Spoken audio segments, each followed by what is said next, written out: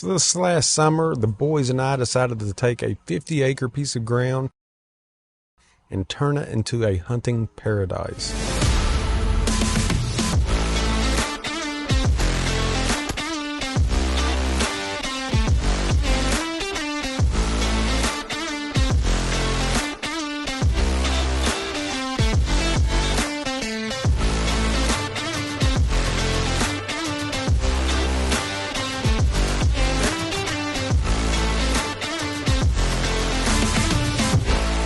So this 50 acres was actually owned by one of my friends, but he hasn't hunted in years and it has grown up like crazy. I'd actually hunted this property years ago and it has tons of potential. The back of the property lined with uncut timber. The two connecting properties are farm ground. There's a power line that goes through the entire property. The majority of the property sits on two different slopes that in the very center come down to a creek bed.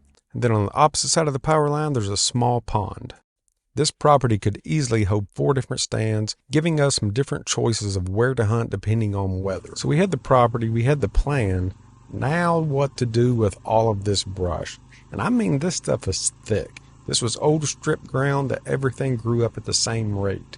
So we had to call in the reinforcements. And whenever I say reinforcements, I mean this beast. This is actually a gigantic bush hog made for cutting things like this on the front of a gigantic bobcat.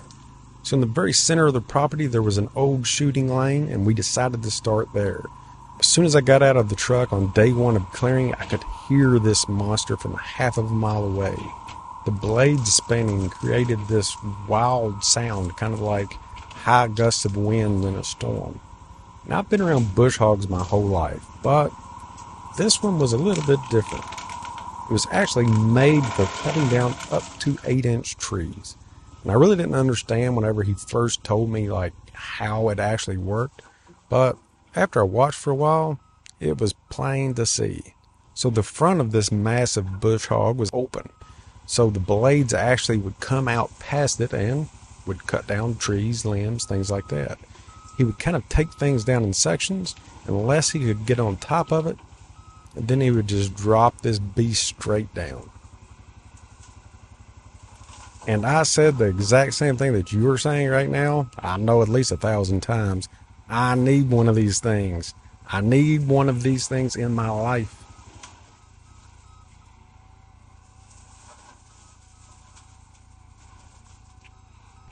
So the larger trees he would take down in segments and then tilt the front of the bush hog forward, back drag over the top of it, making everything flat and flush to the ground.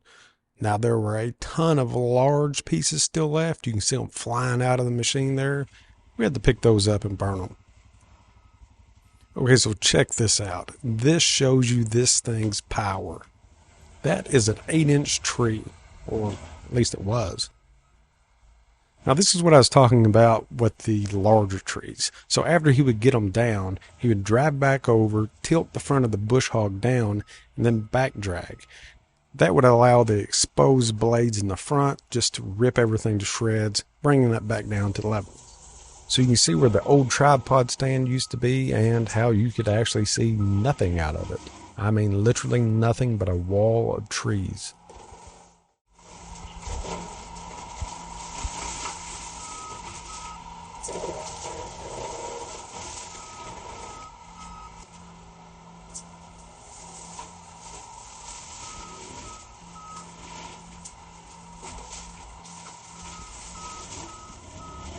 So after watching for a couple of hours, I left for the day and came back that afternoon. And I was amazed at what this thing had done in a day.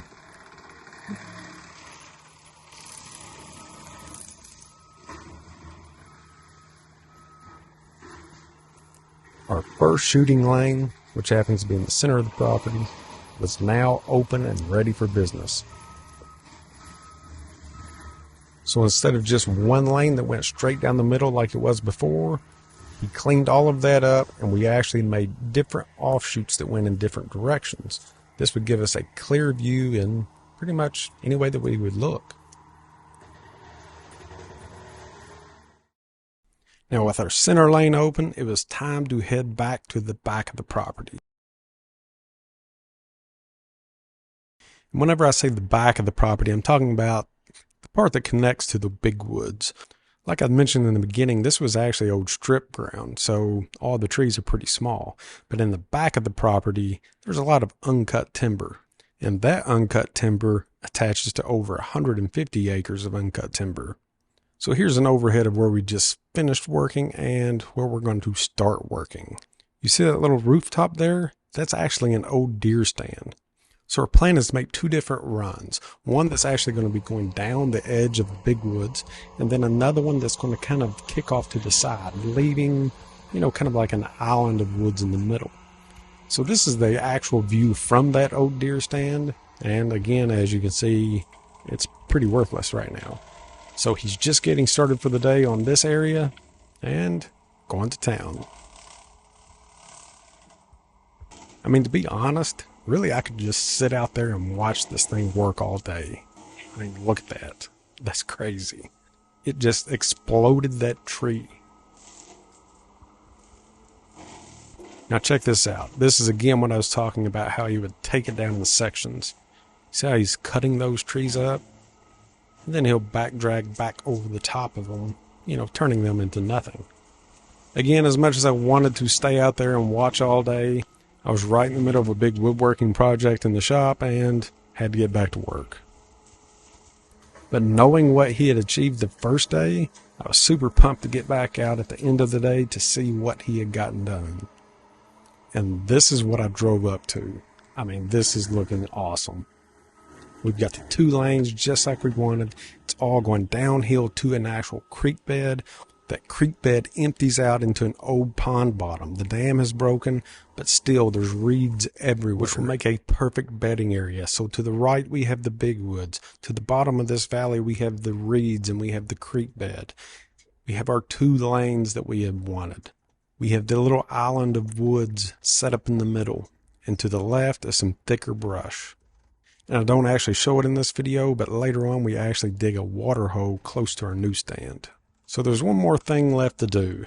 Get rid of this old box stand that, as you can see, has served its purpose and it was time for it to go. I made sure to get out of it first in case you were wondering.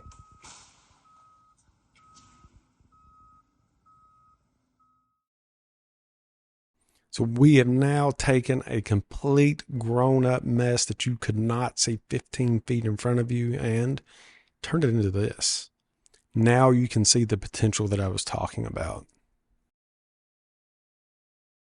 So with our back lanes done, it was time to actually head across the creek, head across the power lines, and open up some areas around this small pond. This is one of the only relatively flat spots on the property, and all around this pond, you really can't see it from this view, but it's all grown up thatch. Big, thick, heavy weeds that are just perfect for bedding. But with the pond area clear, this is perfect because it connects to that power line. So anything trolling that power line or bedding down in the thatch now has easy access to water.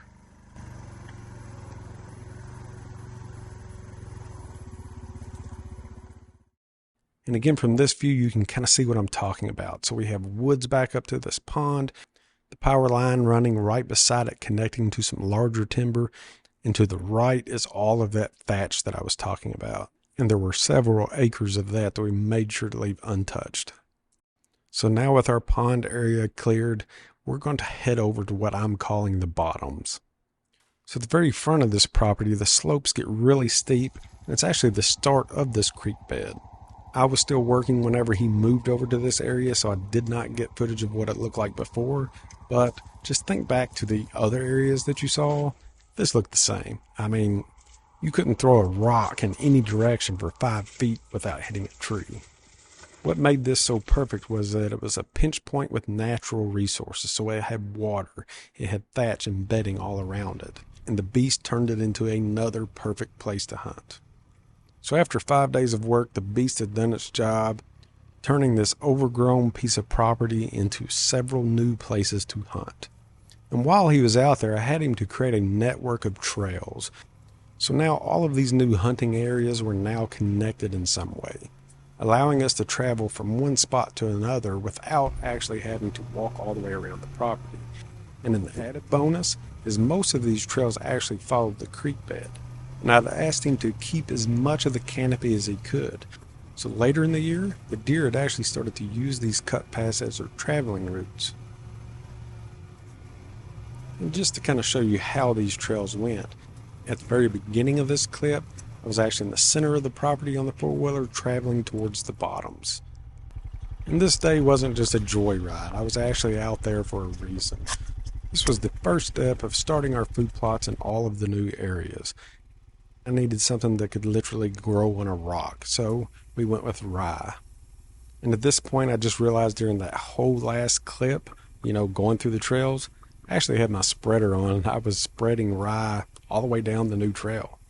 Live and learn, and I did learn that it is a lot harder to record things out here than it is in a controlled environment workshop. And the rye ended up coming up nicely, and then we transitioned into some winter wheat.